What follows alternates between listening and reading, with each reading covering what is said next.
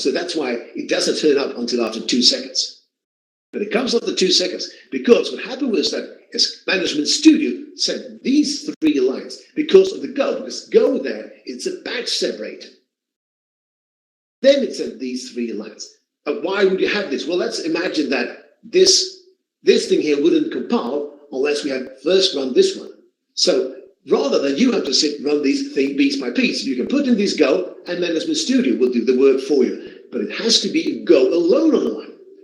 If I put in a semicolon here, look what happens. Incorrect syntax near Go. The variable name at D has already been declared. Because now, Go is semicolon, Management Studio says, okay, that's for SQL Server. I'm going to send in all of this at once, SQL Server. And this SQL Server then says, Go, that's a syntax error, I don't understand that.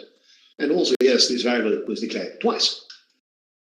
So, to repeat, Go is never seen by SQL Server. It's an instruction to the query tool to split up the script in batches. Yes, query tool, because it's not unique to Management Studio. This is something which has been in about every query tool that has been written to talk with SQL servers, starting with the very primitive command line tools they had way back in the 80s until the most recent Azure Data Studio all use this convention. And the tool will send up the text to the first Go to SQL Server, waits for response, and then sends the next batch, and so on.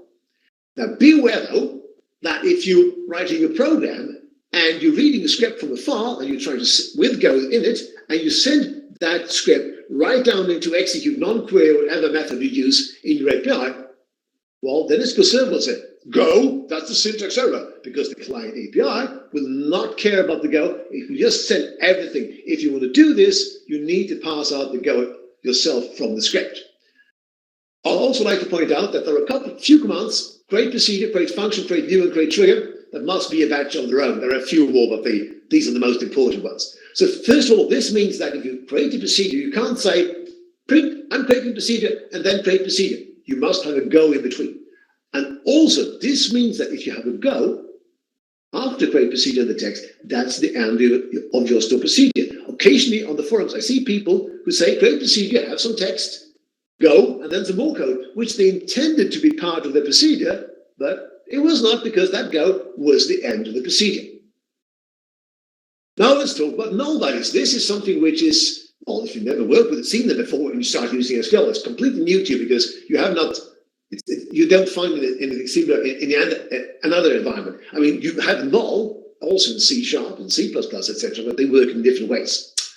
So I got a demo database here called SQL Titbits, which is a collection of quite small unrelated tables, more or less. So I got a customers table. There's a customer ID, there's a customer name, a street address, a zip code, a city and a country. And of interest more to us is these 3 columns here. I'm going to see here. I know that the video capture will. So let's get that one out of the way. So I also got a customer REST ID column. I got a category code and a directory. And you see there are null values. In SQL, the formal meaning of null is undefined value. So by that token, this null here means that this customer in Tonquist, Argentina, well, we don't know who is responsible for this customer. The true meaning, what you actually mean from the application, is that no one has been assigned. We know that no one has been assigned for this customer. But the formal meaning is we don't know. And if you take this direct date, well, obviously this null does not mean, oh, we don't know whether this customer was registered. Probably means that this customer is still active. But it's important to understand that what the formal meaning of null is, because that affects how the whole operator works. So let's now say I'm very new to SQL and I want to find the customers who do not have a customer responsible. So it's very natural to write select star from db customers where cost best by d equals null. I do that, but I get no rows back. And I did see null values, but okay, then I try select star from db customers where cost best by d is different from null. I should get back all rows now, and I still get back nothing. Going on, and in desperation, I might even try putting a not before, say, not cost best by d equal null, and I still get back nothing.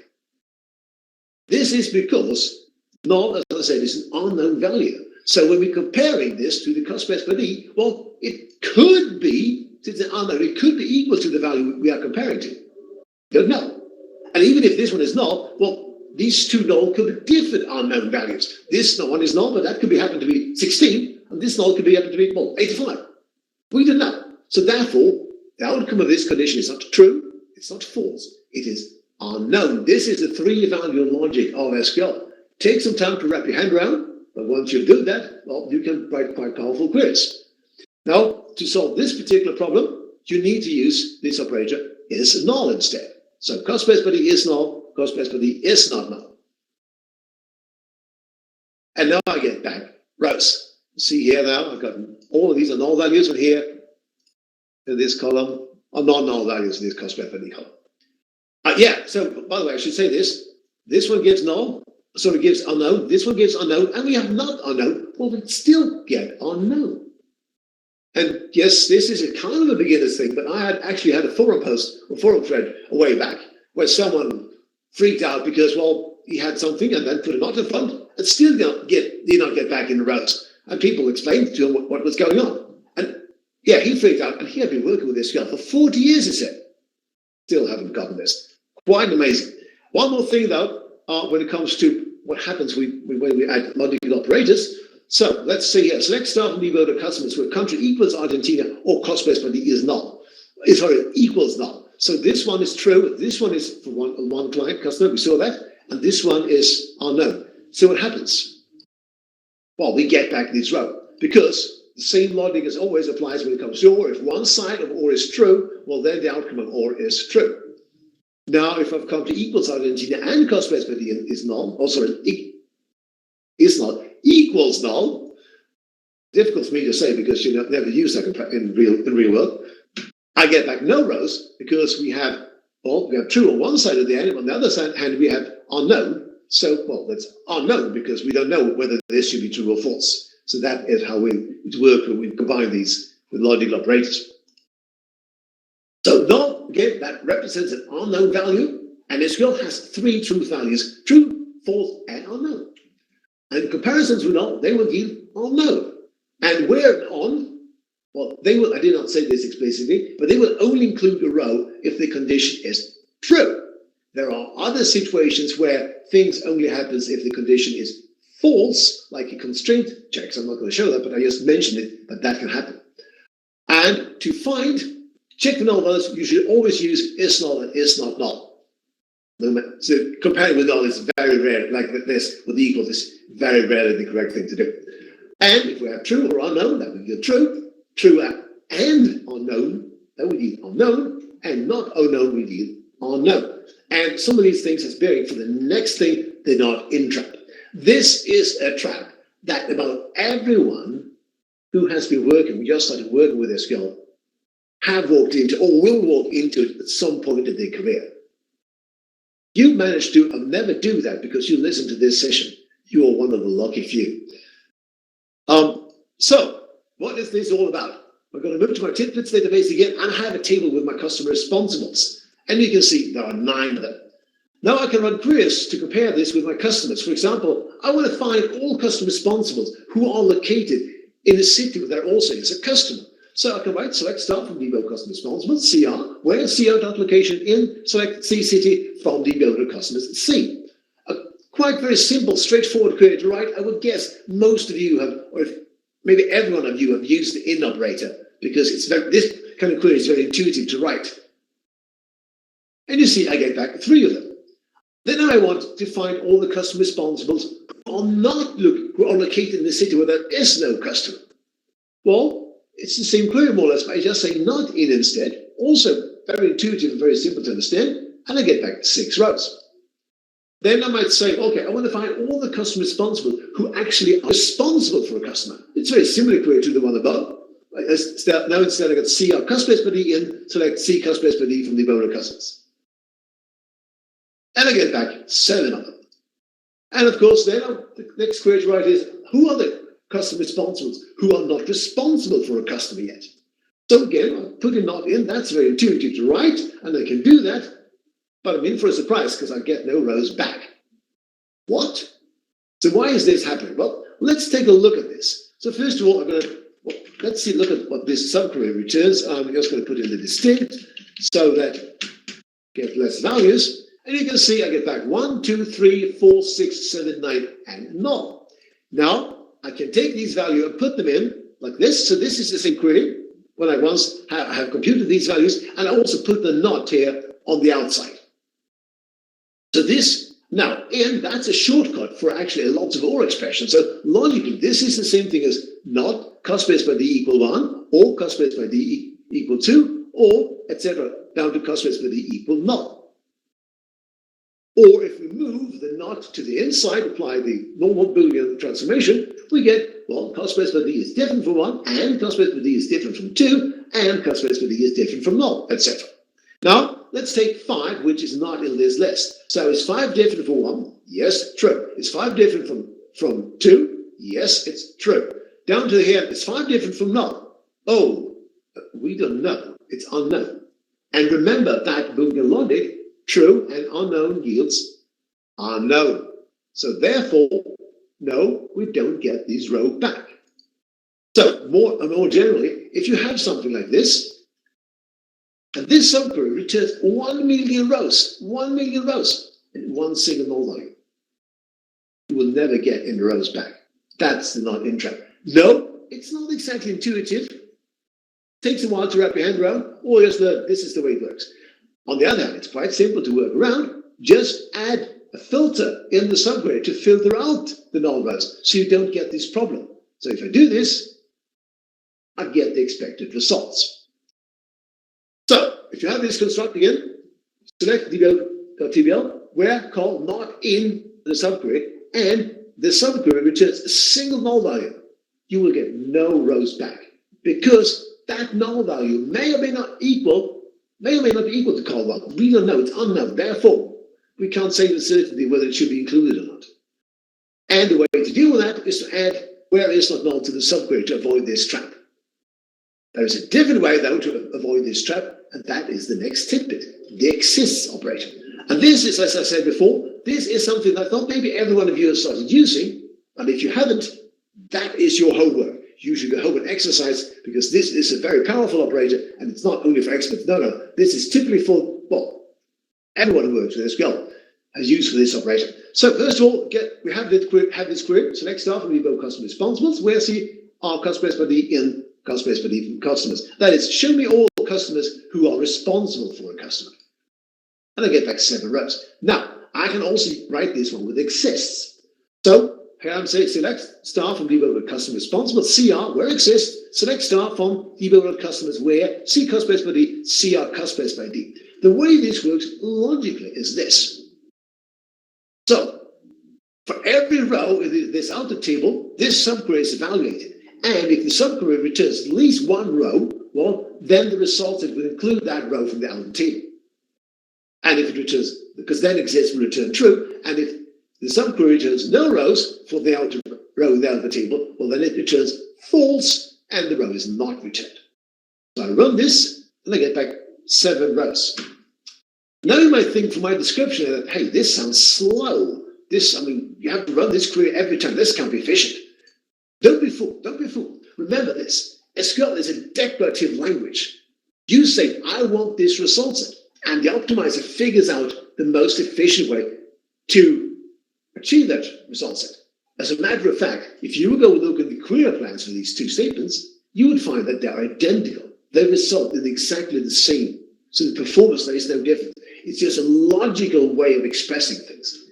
Now, here I used exists, but I can also say not exist. And now, this one is saying here, for every customer responsible, evaluate the subquery, and if it returns no rows, that is, there is no customer that this responsible is responsible for, well, then return that row. So this is also, that was the one we were trying to write before, and we had problems with. Now, if we use not exist, we don't even get close to walking into that trap, because we're avoiding it altogether. So that's also one advantage with not exist. But there's the true power of exist and not exist comes here. Let's say this. I want to find all customer responsibles who are responsible for a customer who are located in the same city as themselves. Try to do that within. I don't even know how to do it, because that's kind of complicated. But it's very easy to do with exist, because I can just slap on one more condition. Select star from evo customer responsibles where exist, select from the Go customers, where customer SPD equals customer SPD and C city equals C allocation. And I get back, well, 2 of them. There was 3 of them who were located in the same city as a customer, but only 2 of them were also responsible for that customer. Before I leave exists, I'd like to point out one mistake I see people do every once in a while. So this query you're looking at, what this means actually is, if there is any customer in Stockholm, return all customer responsibles. Else, if there are no customers in Stockholm, return no responsible at all. Now, if that sounds creepy to you, it is because, well, it is, well, creepy. When you write something with exist, you should always have a correlation back to this table.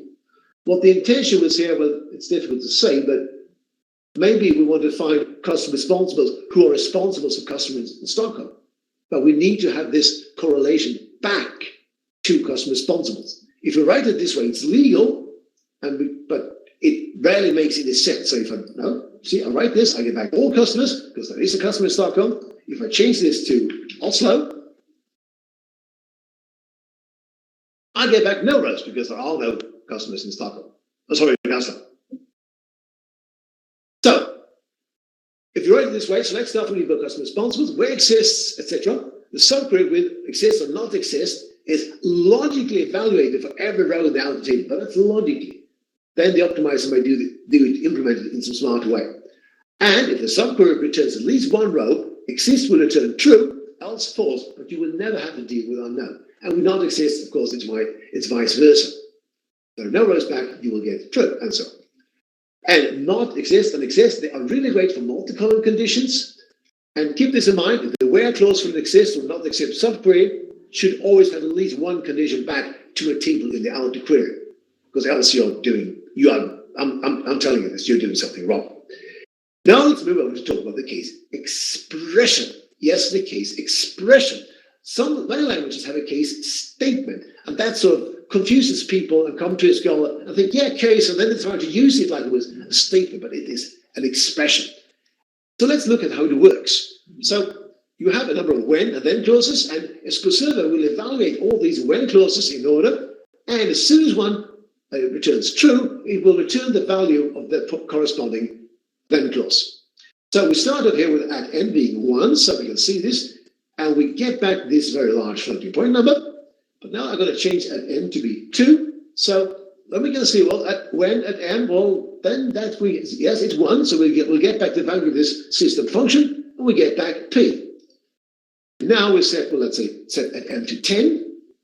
So this one is false, but at n is 2, and m, yes, it's larger than 2, so we can get that back, this expression here with the square root plus 2 plus 1, and indeed we got back that.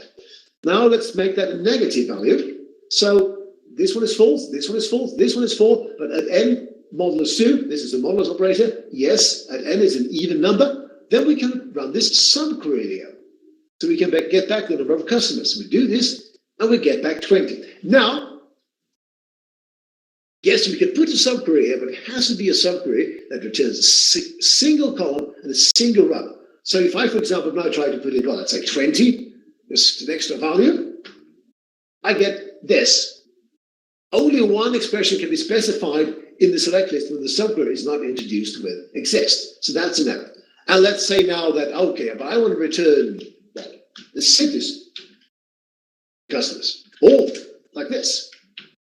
Then I get this error. Submit to return more than 1 value. This is not permitted when the subquery follows blah, blah, blah, or when the subquery is used as an expression. So it has to be subquery that returns a single value, single scalar value. Now let's change at n to be 3. And now this one is false, this one is false, this one is false, this one is false. Oh, we come down here. And now the check is a subquery. It's an exist subquery. So if there is any customer in Titbits, there is, you might remember this from the previous demo. So then we go in and we have a nested case expression as a result. So let's look at this one is at b equals 1. Well, then we will run this use-defined function. But we can see here that at b is actually null, so that it's not going to happen. But if it had been, not been 1, but at b times at f would have been greater than 5, we would have explicitly returned a null value. But again, this one is false. And then we have have an else condition. And if there's no when returns true, but there is an else, then we will get back that else value. So of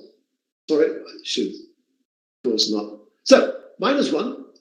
And now let's say we're going to do this. We're going to change this to Oslo, which you may know there are no customers in Oslo. So no, none of these when conditions are true, and there is no else for the outer case. So what do we get back now?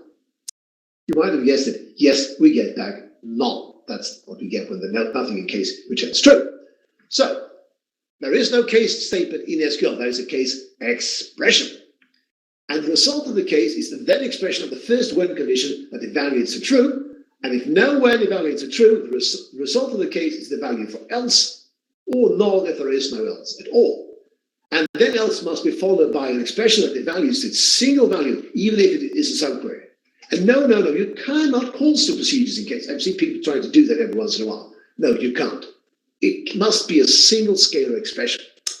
We will actually continue to talk about case, but in the context about data types.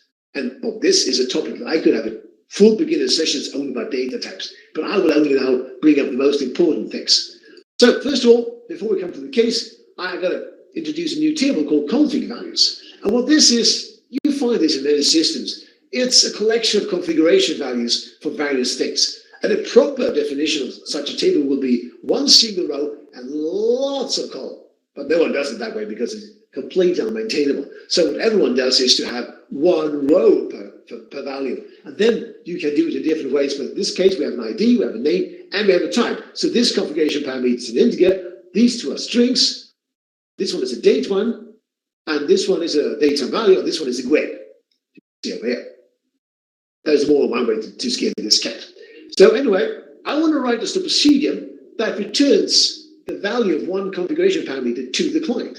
But I'm thinking that, hey, in the client, I don't want to deal with all these different columns, so I like to return them all in one single column. So I do this with the case expression, but it's a slightly different syntax than we had before. This is a shortcut. So rather than saying when type equals int, when type equals str, etc., I can just say case type when, and then int, etc. So it's a syntactic shortcut for doing that. So anyway, I'm going to run this, and you might see that the GUID is being commented out, and you will see soon why. Create this procedure, then I try to run it for number 5, which is the data value, which runs fine. Can find number 4, which is the date value. Yes, I get back the date. That's a time portion, but yeah, seems okay. Then I try to run it for my integer value. And wait a minute. Still a date. 20th of May, 1903. What? Weird. Strange. And then I try to run this for a string. 2. And now things get really sour because I get an error message. Conversion failed when converting date and or time from character to string. What is this procedure smoking? Well, if we can find out. Let's first do this and add back that GUID and see what happens now when I try to create the procedure. Operand type clash. Operand type clash. Unique identifier is compatible with datetime. So this is the story. You can't do this, or as you have noticed. But what people thinking here is, okay, this is an integer. Well, I will get back an integer. I will get back a string. But SQL is a statically typed language, which means that this case expression has a statically determined data type. In most languages, if you try this, you try to mix an integer and a string in the same expression, you will be told, don't do that, you can't do that. But in SQL, you have implicit conversions between strings and integers, and also a lot of other implicit conversions, which might sort of mask the fact that SQL is statically typed. So, what happens then if you mix type? Well, SQL maintains a strict precedence list of the data types. So the one with the highest precedence will win, and highest in this particular set is the datetime. So that's why everything is converted to datetime, except that the GUID is not, because, well, there was no implicit conversion, it's not even explicit conversion, because it doesn't make any sense. So how to achieve this? Can I do this? Yes, you can. And one way to do this is to convert everything to the data type SQL variant, which is a data type not very widely used, but you can use this, and an SQL variant value can hold all sort of data type, or most data types in SQL Server, and also knows that it is an integer, it is a string, etc. So if I create the procedure this way, And then I can run back my values, running all of these 5 or 6 even, and you see I get back all of them. That works. Now, before we leave this, let's study this. So again, as I said, you can't combine integer and strings. In many languages, this would be an error. But if I run this, everything runs fine. I get back my integer value. Now, because you see here, this is a string. This is a string. Now, this is a number. Yeah, I like to point this out. You can tell that they're very different because this one is red, this one is black. And if you would look inside the computer, the bit patterns for these two are very, very different. So this is very important to understand. These quotes are not just there for decorations. They are very important instructions to computer to tell them that this is a string, this is a number.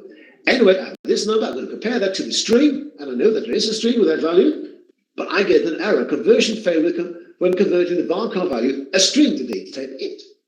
Because again, this data type precedence strikes. We have string and we have an integer. And string is lower precedence than integer. So in this case, the string parameter here was converted to integer, but here the column is converted to integer. And then this fails for this a string. Now, how to deal with this? Well, there's 2 ways out of this. One way is to convert the integer value explicitly to a string.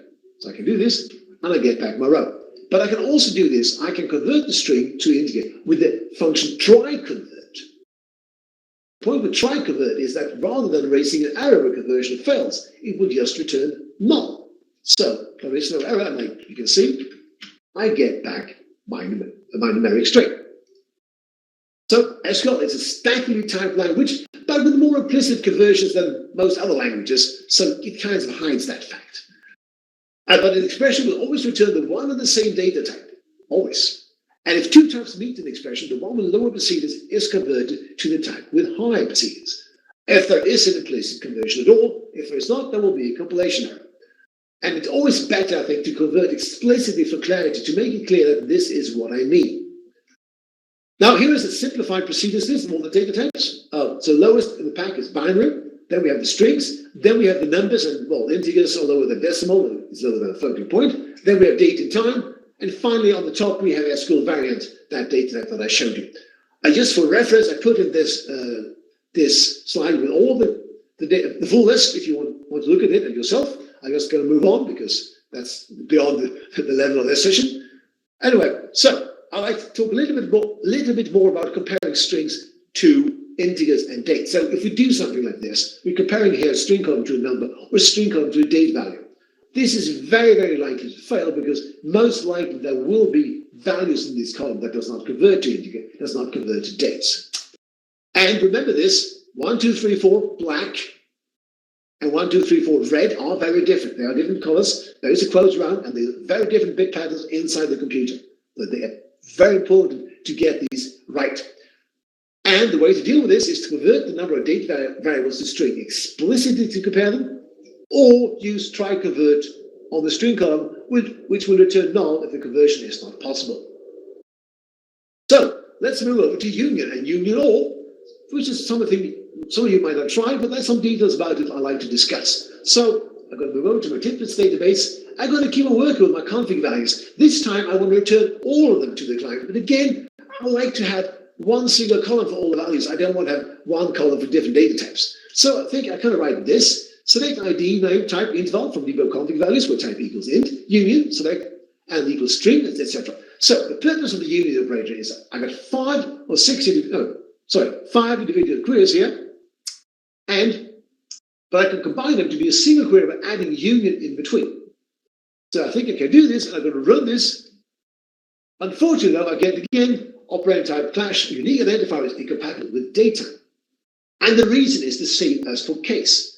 In the result set, a column had one and the same data type throughout. You can't have integers on the first row, strings on the next row, and date on the third row. That is not possible. When SQL Server returns metadata to the client, it returns that once for the single column.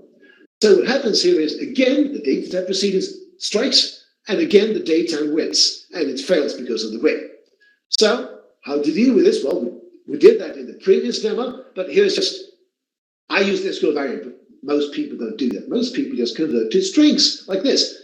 And frankly enough, this is, well, SQL variant is better, but this is good enough for very most purposes. So if you do this, don't finish it. So anyway, I convert my integer value to not mark car10. I don't have to convert the string. The date value also fits in the car10. The data value, well, I need 19 digits, and also I want a specific format. And well, the grade is 36 characters. I'm going to run this. You see, I get back all the rows now.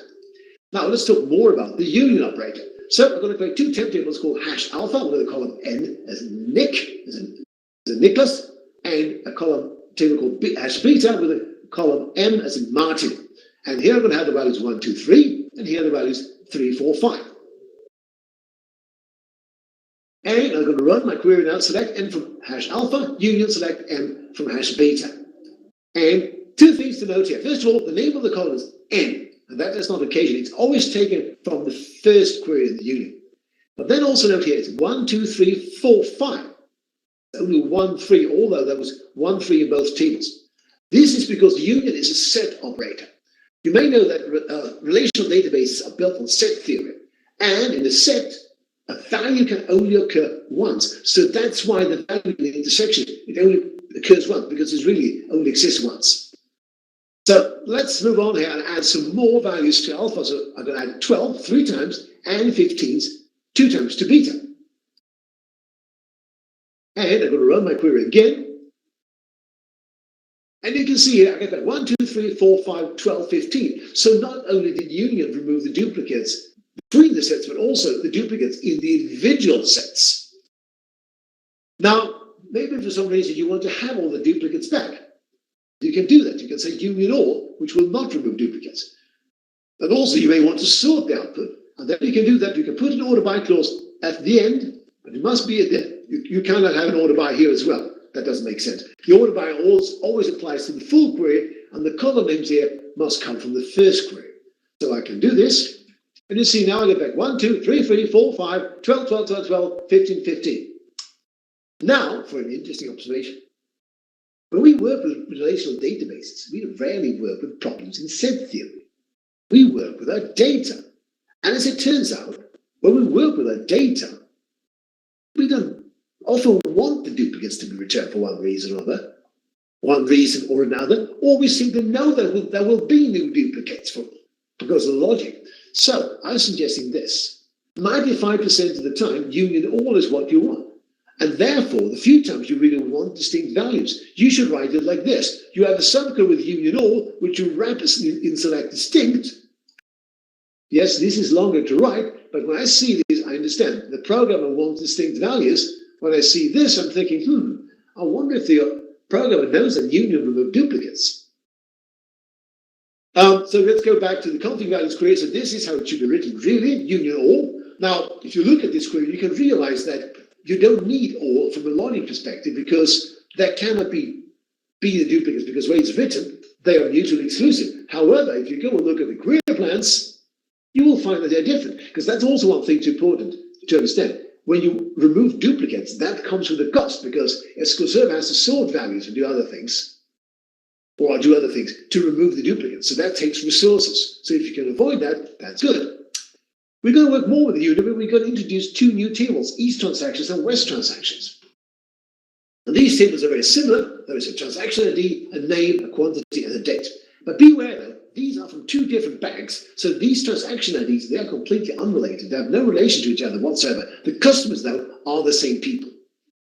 So if I want to look at all transactions, you can see that, by the way, there's 5 of them from both banks. Now, if I just run, I want to see all transactions, and I just run union, sloppily, I only get back 9 because Tina just happened to have a transaction with the same ID on the same date with the same quantity in both banks. So I really wanted union all to see all transactions. Although, of course, most of the time, I probably want to add a discriminator so I can see from where they come. So, for example, I put an east or west. So now, yes, I don't need union all, but again, it's a good habit to always use union all. Now, what about this subquery? I'm saying select name, translate. For each transaction, and the same thing for West transactions. And I get back 7 people. Is this what I wanted? Well, if I only wanted to know which people have made transactions in which states, yes, it's the right thing. But again, it's a lot better in that case to write it this way with a subquery and distinct around it. So, but now here's one thing which really is important. So I want to find out the total quantity of all people's transactions. So I have my subquery, select name quantity from East transactions, East union, select name quantity from West transactions, and then make that as a subquery and put name some quantity group by name around it. And now if I run all this, let's look at the results. So Adam says that 34 in total. Can this be right? Well, Adam is 20. Wait a minute, that's wrong. We know that already. 14, no, that's wrong. Ben 12, yeah, that seems to be right, but he only has one transaction. Pat 43, 12, that's, wait, 31. Oh, no, that's more than 43, absolutely. Okay, what about more than Sue, 19? Yes, that seems to be correct. She only has one transaction. And Tina's 10. Oh, we know already that Tina has two transactions with 10 in two different banks. So what happened here was because I did only have a union, the duplicates were removed, and therefore I got the wrong result. I really need to have union all here, and now I get back 54 for Adam, 55 for Pat, and 20 for Tina. So that's are the correct results. So union all, they combine the results of two more queries into a single result set. Very powerful, very useful thing to do. And column names, they always take it from the first query, and if the data type is different for the same column in the individual queries, there will be conversion according to the precedence rules, just as there is for case. And it's always better to convert explicitly for clarity so that the reader understands what is going on. And if you have order by, it must be at the end of the union query, and it applies to the full union. You cannot have union or order by for the individual parts. If we have union only, that will remove duplicates from the result set, including duplicates within the individual sets. Union all will retain duplicates. And here's my tip. Never use union. Always use union all, because that is what you want 95% of the time anyway. And I like to point out about this tip is that this is something that I understood after 2 years with SQL, or 3 years, or even 10 years. It maybe took me 15 years to realize that this is the way to do it, to be more expressive in your code. And if you want to state values, wrap union all in an auto-selected state to make it clear what you actually are doing.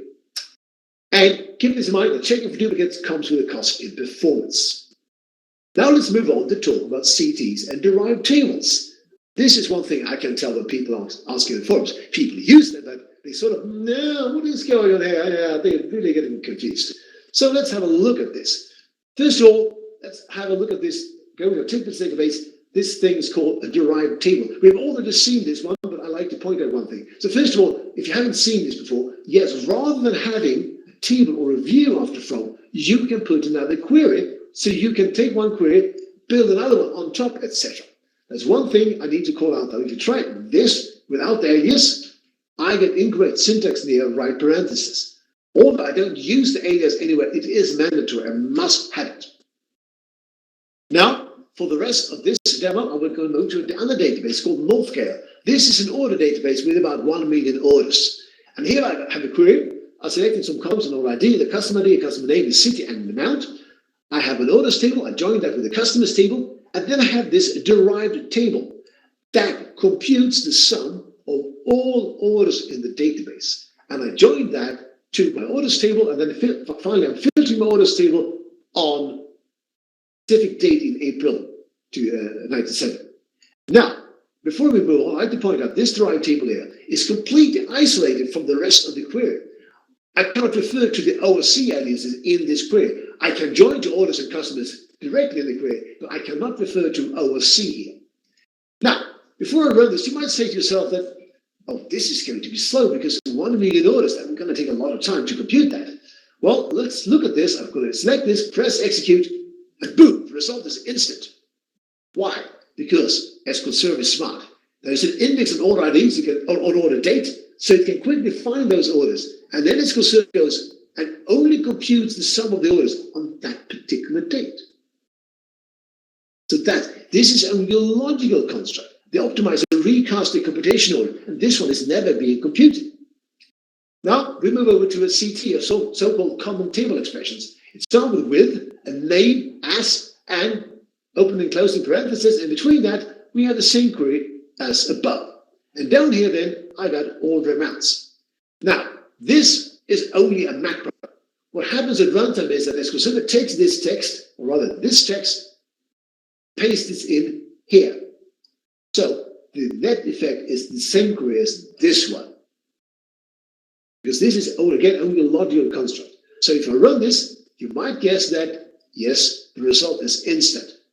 CT is never computed as such. The optimizer recast computation order. Here's only one CT, but we can have multiple of them. And here's a fairly simple example of this. You're taking this query. So I have a closing parenthesis, then I have a comma. There's no new with, just a new comma. Sorry, just a comma. Orders of the day, and then I have select order ID, customer ID, DD orders from order date. And then I use this one down here. So this query has been simplified. Normally, you wouldn't write something like this. This is over-structured, you could say. But I wanted a simple example just to show that you can do two CTs. And again, just a logical construct, and the result is instant. Back to the slides.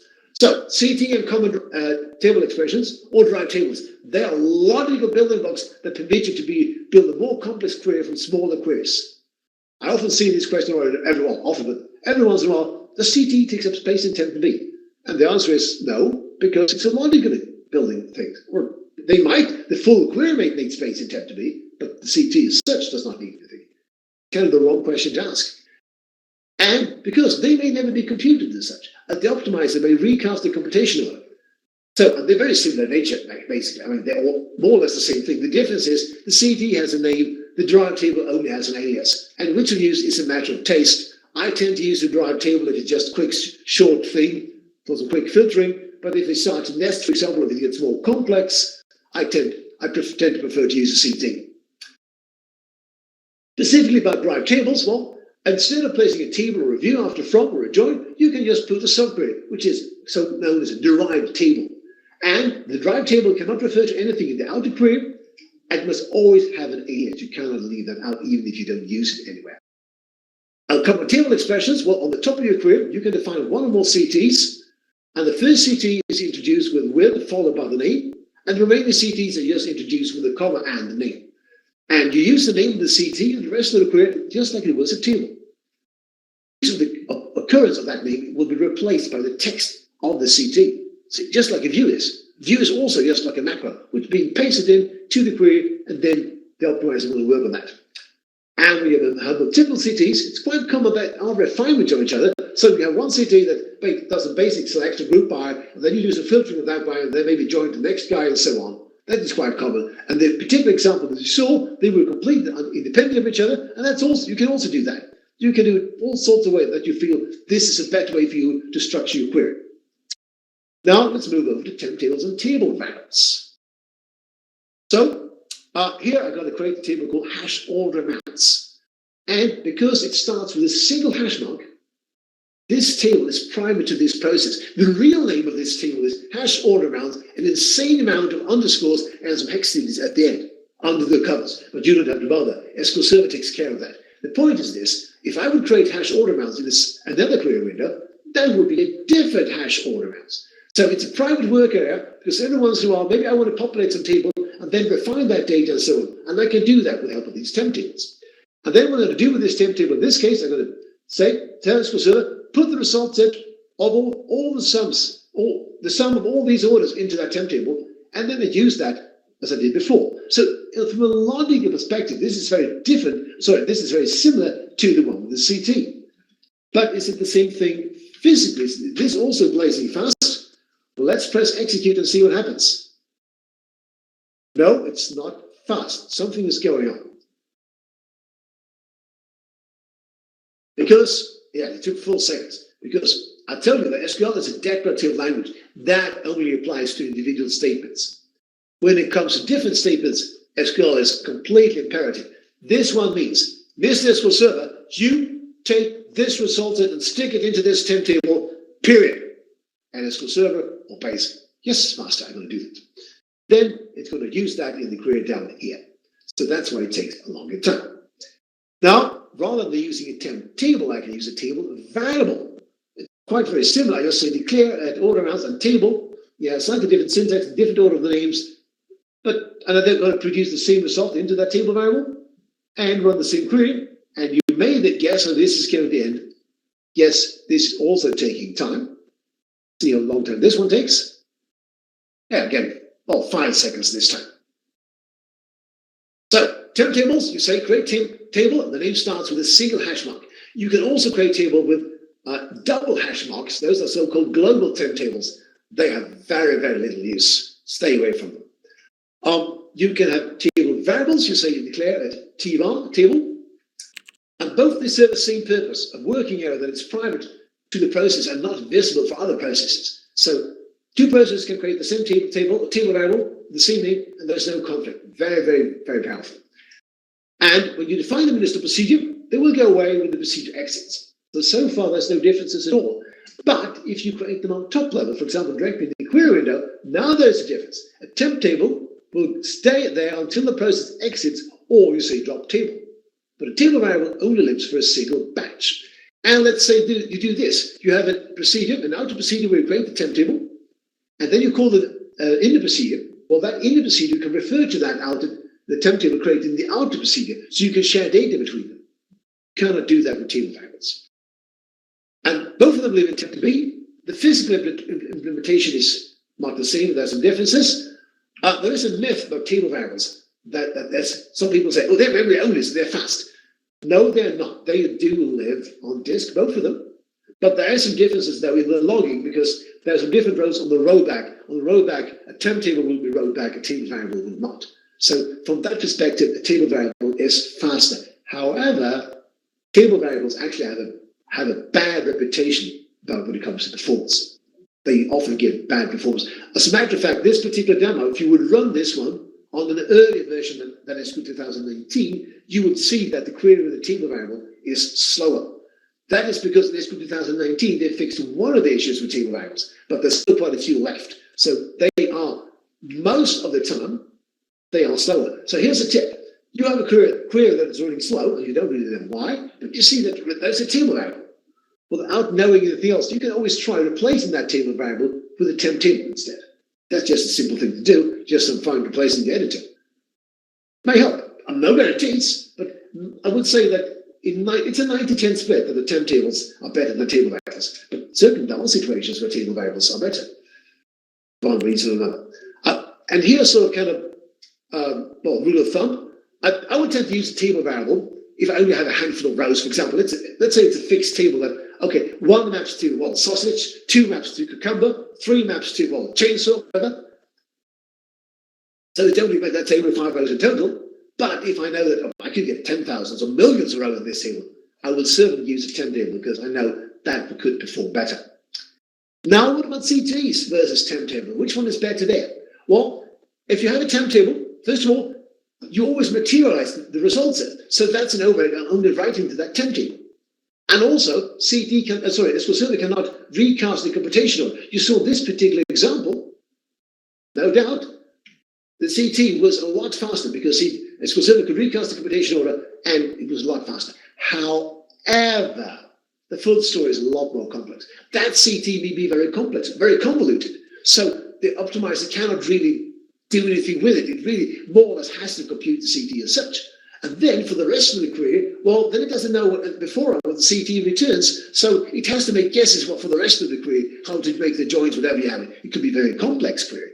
So in that case, it might actually help to take that CT, stick that into a temp table, because now the optimizer the temp table has statistics.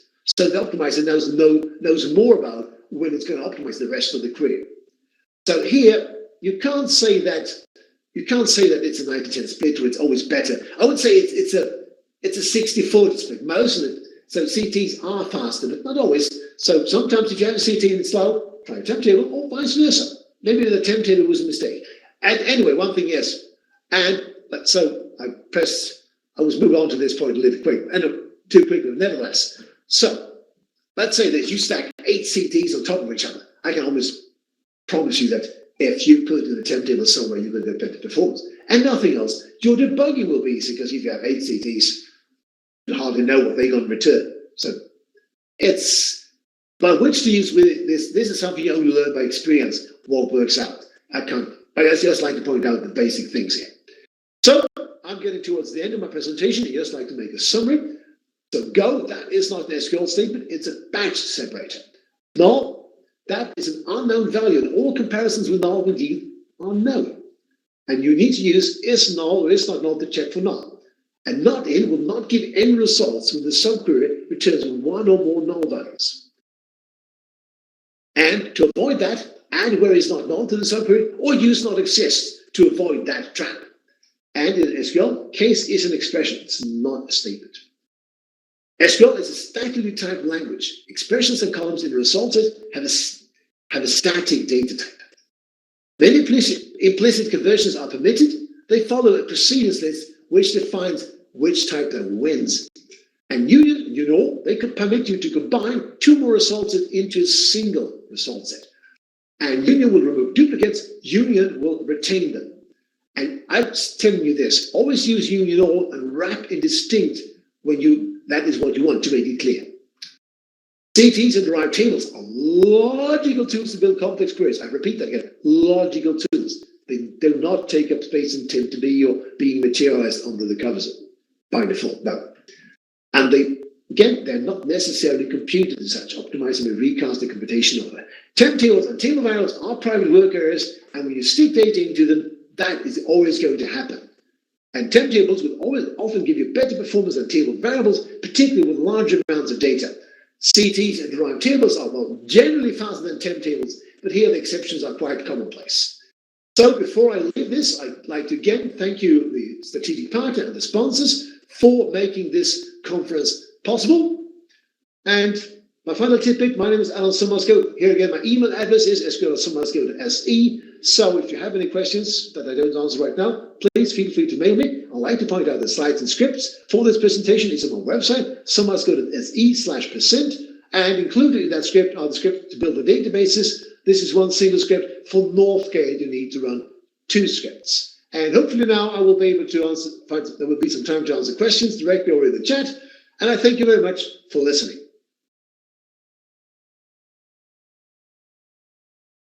Yes, so if there are any questions, I could try to answer them right now.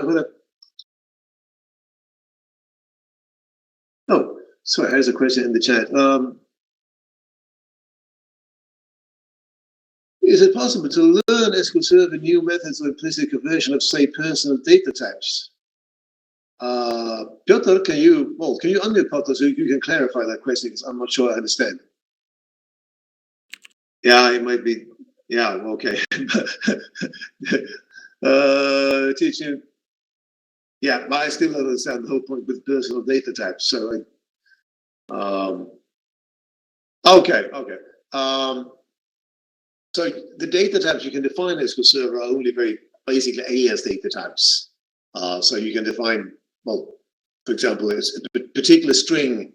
You want, for example, well, city type, where you want all columns which have city type, let's say varchar and varchar 30. But then when you can't use them in convert, you can only use the built-in types. So now the answer is, well, no. SQL Server's type system is fairly primitive. So you can't define your own conversion. Well, you can write your own user-defined functions, but that's. Yeah, Hugo's adding here that if you talk about CNR data types, they can only do explicit conversions. Yeah, and also all of this implicit conversion, if you have two defined user-defined data types that both are strings, well, this server will just say, well, they are strings. It's not like when you define a type in a more strongly typed, well, really strongly typed language like, let's say, C#. It's statically typed, but it's not strongly typed. Oh, this is the Gregor's ask: is there any performance difference in exists subquery select star versus select what? No, there is not, because SQL Server just looks at, okay, it's an exist subquery, and what comes after select, it just says throw it away. Maybe there's a minuscule difference in the terms it takes to pass the statement. Some people like to return select one because they've been taught that select star is bad. I tend to write select star. So I think it's the most common. No. The answer to the question is no. Just using semicolons after queries help in performance, and the answer is no.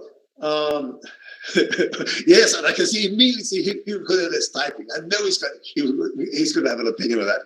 No, unless you will have, yeah, who he says you should still use them. you and I can have some private discussions of that. But since this is a beginner session, I've used semicolons throughout, and it's deprecated not to use them. I'm not going to let it stay at that. But no, it does not affect performance. It's just historical reasons. Way back, scientists did not thought, oh, semicolons, that's for webs. Let's not use it.